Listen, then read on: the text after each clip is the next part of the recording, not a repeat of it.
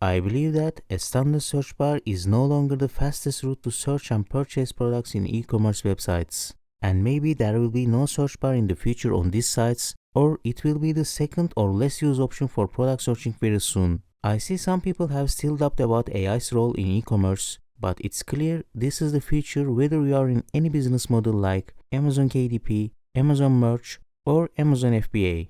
AI is advancing fast, reshaping what we know as sellers. If you are curious about how to optimize your listings for Rufus, Amazon's new generative AI-powered conversational shopping assistant, be sure to watch the video till the end and tell your opinions in the comment section. Let's get started. In my previous video, I introduced Cosmo, a large-scale e-commerce common sense knowledge generation and serving system at Amazon, and Rufus, new generative AI-powered conversational shopping assistant. If you haven't seen that video yet, I highly recommend checking it out first to get a complete understanding of how these two systems work together. For those who did watch the previous video, you might have tried out Rufus and felt that it came across as an intrusive pop-up, not very helpful for making shopping decisions. As a seller, you may also be unsure of how to leverage it effectively. Today, I am going to show you some examples that might just change your mind. But before we dive in, I want to remind you that it is still early days for both generative AI and Rufus. There isn't a lot of information yet on how sellers can fully take advantage of these tools when optimizing their listings. So in this video, I will start with the official details from Amazon, run some tests, and then share my conclusion with you. So Amazon says, Rufus is a generative AI-powered expert shopping assistant trained on Amazon's extensive product catalog, customer reviews, community Q&As, and information from across the web to answer customer questions on a variety of shopping needs and products, provide comparisons, and make recommendations based on conversational contexts. Let's try to understand how Rufus is using all of these informations while giving answer to us. Since most of my audience are interested in self-publishing and Amazon KDP, my examples will be about books category, but the method and way of working is same whatever your product is. I am going to search for coloring books for adults using the Amazon search bar. Now, in addition to user suggested search terms, you will notice that since the integration of Rufus, there are also some commonly asked questions appearing. I suggest taking note of these questions because your product descriptions should aim to address these frequently asked queries related to your book's features. I am going to continue with coloring books for adults and check out the product pages of the top bestsellers for this search term. Let's dive into this book. At the bottom left of the page, you will notice some customer questions about the book. You can also find these by clicking the Rufus icon at the top left of the screen. By reviewing Rufus responses to these questions, you can gather valuable insights about your competitors. Make sure your product descriptions address these common questions as well, so that Rufus can provide better answers to potential buyers of your book. Take note of these questions and include all the details customers are asking about in your book description. As you scroll down to the review section of the product detail page, you will notice the Rufus search bar is also present here. This is why, as I mentioned at the start of the video, it's clear that this AI-powered search tool is the future of e-commerce. You can easily see how Amazon is encouraging customers to use it. And it is not just Amazon. Walmart recently launched their own AI shopping assistant as well.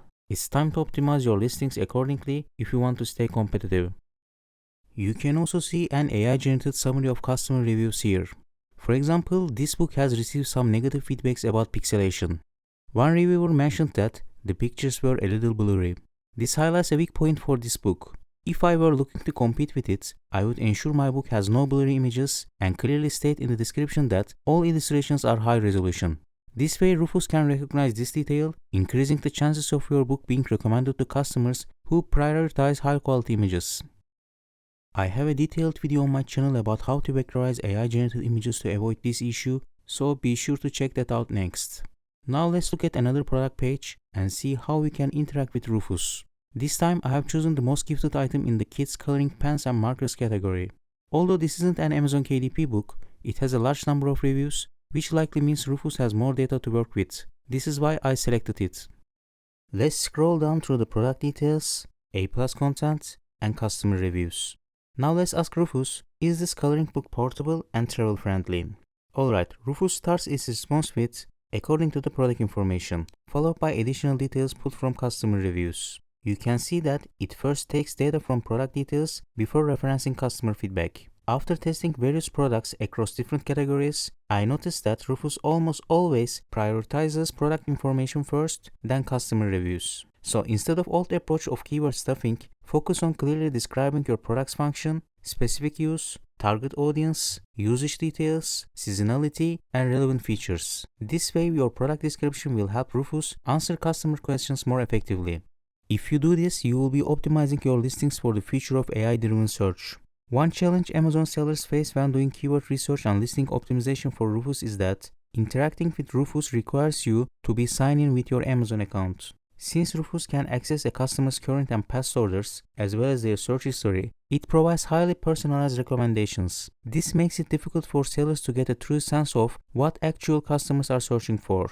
The questions I see from Rufus in the Amazon search bar might be different from what you see, depending on our unique browsing histories. So, if you rely solely on Rufus suggested questions from the search bar for your keyword research, it may not lead you to the true search intent of your target audience. Additionally, Amazon has removed the Q&A section from product pages. This used to be a valuable resource for sellers to view all Q&As for a specific product. Besides this, unfortunately, also this link, which was working in the previous months and provide all the Q&As, no longer works. However, we can still access this information directly from the product detail page without needing to sign in. You can gather useful insights here by searching for specific terms and optimizing your product description accordingly. Let me show you how. When you scroll down to the product detail page, you will find a search bar.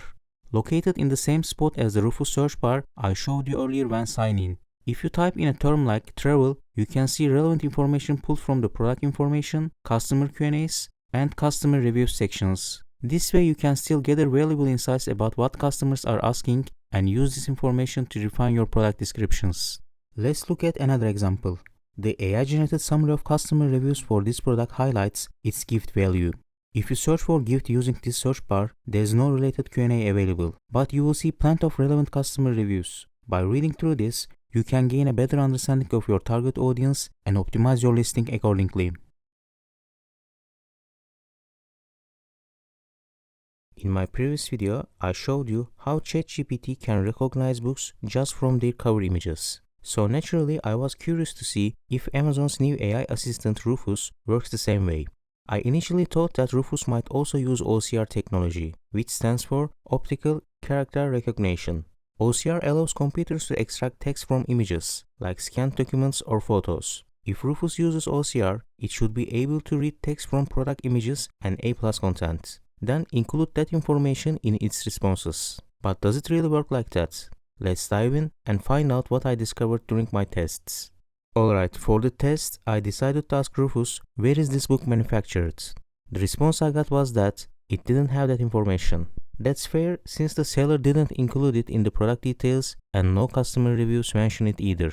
But here is the thing, if you check the back cover image of the book, it clearly says manufactured in the USA. So it looks like Rufus isn't using OCR yet. Maybe the text is too small to detect, or perhaps Rufus doesn't apply OCR for book categories, or only uses it when making product recommendations but doesn't include it in the text responses. Let's try another example. This next book features inspirational quotes on the right-hand side pages. So I asked Rufus, can you give me an example of an inspirational quote from this book? Even though the product description mentions that the coloring book includes quotes alongside the designs, Rufus couldn't provide a specific example. This suggests that it might not be reading the text directly from the images, even when it's mentioned in the product details. I wanted to test different product categories to see if Rufus actually uses OCR technology. Let's start with this product. It has images featuring text like sustainable, hypoallergenic. Now the word sustainable isn't mentioned anywhere in the title, product description, or even the A+ content. So I asked Rufus, is this product made with sustainable materials? It responded, based on the product information, there's no clear indication that the materials are sustainable. This suggests Rufus isn't reading the text directly from the product images. Let's try another example from a different category. This product image shows it has 6 touchscreen fingertips. But this detail isn't mentioned in the product description or A+ content. I asked Rufus, how many touchscreen fingertips does this product have? Rufus replied, according to the product information, the gloves feature sensitive conductive material on thumbs, forefingers, and middle fingers for touchscreen capability. Even though it gave the correct info from the product description, it didn't account for the image text and didn't confirm the exact number of fingertips. I also tested a variety of products from different categories, running several experiments to check if Rufus uses OCR technology. So far, I haven't found any evidence that it does. It looks like Rufus isn't currently reading text directly from product images, at least not yet. This could change in the near future as the technology improves. Just to note, I did all my tests on the desktop version of Rufus. It's possible that the results might differ on mobile, but I haven't tried that yet. Let me know in the comments if you have experienced different results on mobile. Amazon claims that Rufus is trained on information from across the web to help answer customer questions. I haven't had a chance to fully test this yet, but it suggests that if your product has more visibility and detailed information online, Rufus might be better equipped to answer questions and recommend it. However, we don't have concrete evidence about exactly which sites Rufus pulls data from. It's unlikely to include direct competitors like Google Shopping or platforms like Pinterest, Instagram, or YouTube. Still, it's possible that Amazon's AI might tap into broader online trends, user sentiment, or popular search queries from public sources to enhance its responses. So it's worth keeping an eye on how this develops as Rufus evolves. After studying product detail pages across various categories, I have identified a few ways to optimize your Amazon listings for Rufus. Here's what I found. Rufus almost always prioritizes the core product information first, followed by customer reviews. Since we can't control customer reviews, we should focus on enhancing the product descriptions more than ever. Start by checking out the relevant questions on your competitors' product pages, then aim to answer those directly within your own product description. As I mentioned before, instead of outdated tactic of keyword stuffing, focus on clearly explaining your product's function, target audience, specific uses, seasonality, and key features. By doing this, your product description becomes a valuable resource for Rufus, helping it to answer customer questions more effectively and increasing your chances of better recommendations.